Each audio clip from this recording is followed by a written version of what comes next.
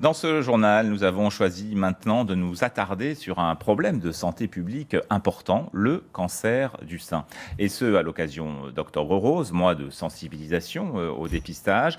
Alors, avant d'en parler avec notre invité, nous avons tenu à donner la parole aux principales concernées, des femmes atteintes de la maladie et qui l'affrontent avec courage.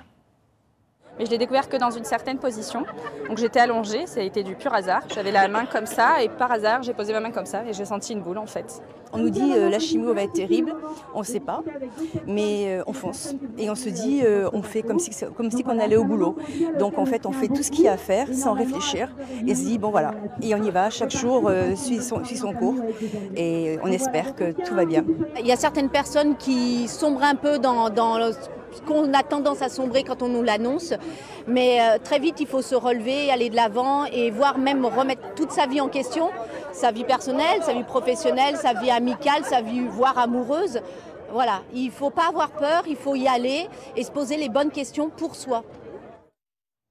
Réaction recueillie par Ariane Massieglia et Didier Beaumont. C'était à Antibes ce samedi dans le cadre d'Octobre Rose. Des dizaines de femmes avaient été invitées à participer à des régates. Et donc, on a entendu ce message, docteur Claire Granon, aller de l'avant, se poser les bonnes questions pour soi.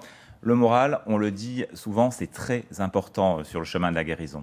C'est très important parce que ça permet de supporter les traitements qui sont effectivement souvent lourds et pénibles. Et puis, ça va permettre aussi de continuer à avoir du lien social. Donc, toutes ces choses vont permettre d'aller au bout de la maladie et donc de guérir. Et s'agissant du cancer, et comme pour tout cancer, plus le diagnostic est établi tôt, plus les chances de guérison sont importantes.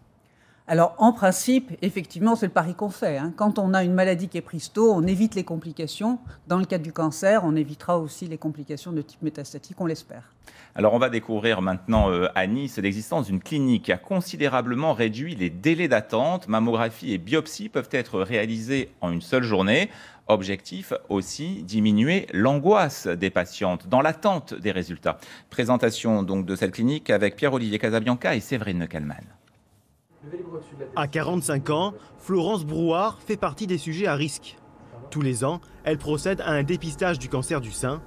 C'est la première fois qu'elle se rend à Nice, à l'Institut Santa Maria. Ici, les examens ne s'étalent pas sur plusieurs jours. L'échographie, la mammographie et la biopsie sont réalisés dans la matinée. Quant aux résultats, ils sont connus dans la journée. Cette rapidité dans l'établissement du diagnostic est déterminante. Ça rassure, parce que la femme est toujours inquiète par rapport aux résultats.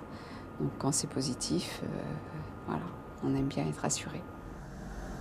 Pour apporter un diagnostic plus précis, l'Institut utilise une technologie de pointe, la tomosynthèse.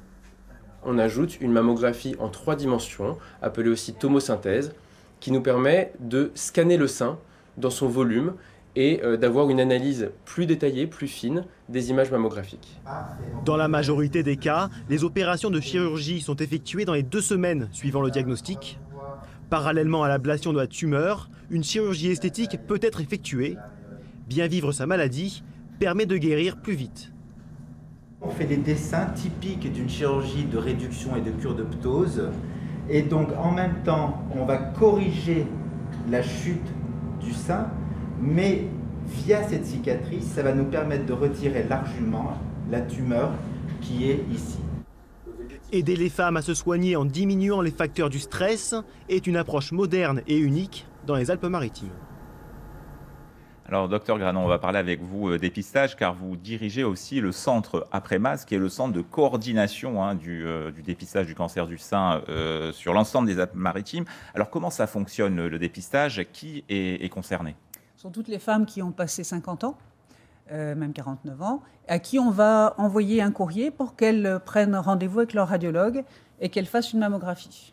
La différence avec l'ordonnance qu'elle pourrait avoir, c'est que le radiologue, au vu de l'invitation d'Après-Mas, va confier les radios après son interprétation à notre centre pour qu'il y ait une deuxième interprétation. C'est la double lecture, c'est ça? C'est exactement ça, et c'est donc une sécurité supplémentaire qu'on propose aux femmes. Et c'est un dépistage entièrement gratuit? Entièrement pris en charge par l'assurance maladie. Qui a lieu tous les 2 ans.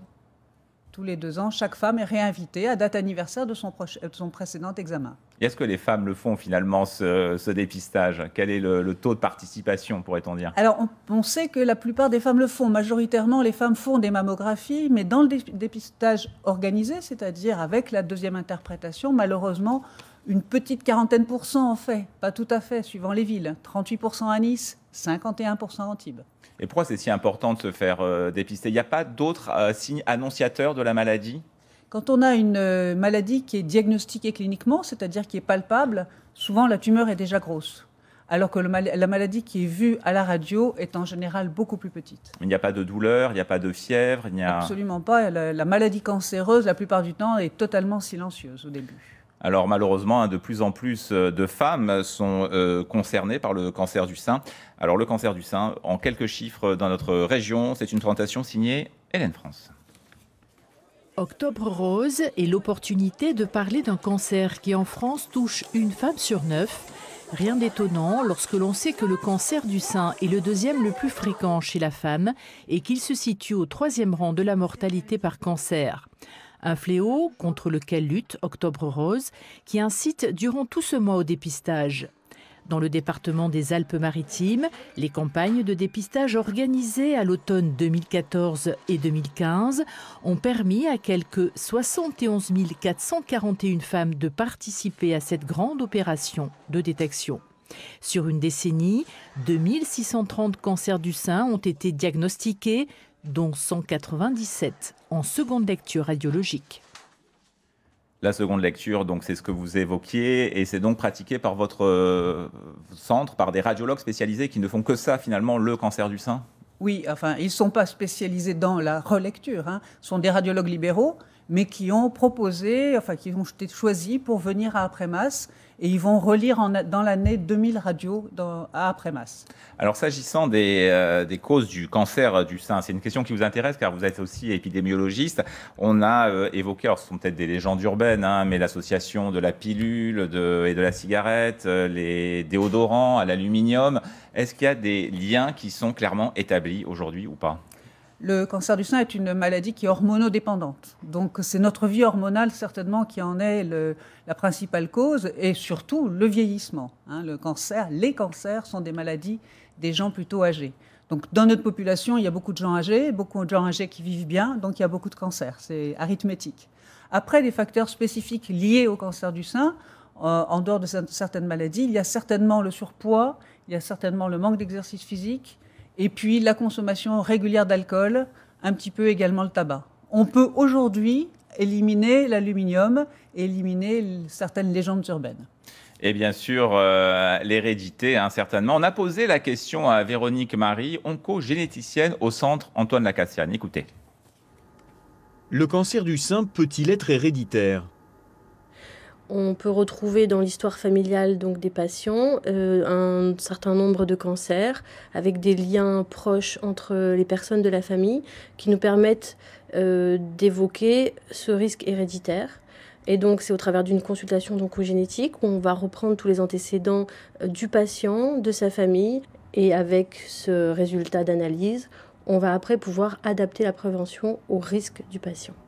Qu'est-ce que ça change pour la prise en charge du malade ? On a deux possibilités. Soit on est dans du dépistage, où on va proposer des examens plus complets. L'autre option pour la patiente, c'est d'entrer dans des prises en charge de réduction de risque, où on fait une chirurgie et où on enlève la glande mammaire pour vraiment réduire le risque de cancer. Finalement, quel est l'intérêt de la génétique ?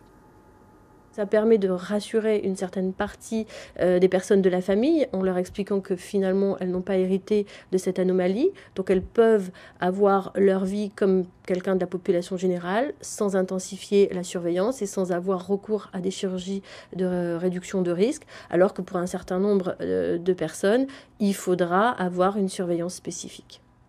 Voilà pour cette page spéciale que nous tenions à accorder au cancer du sein ce soir. Claire Granon, merci d'y avoir participé. En un mot, une femme qui souhaiterait se faire dépister, disons demain, parce qu'elle n'a plus le papier chez elle, que doit-elle faire ? Elle peut contacter Après-Masse, soit en téléphonant, soit en envoyant un email.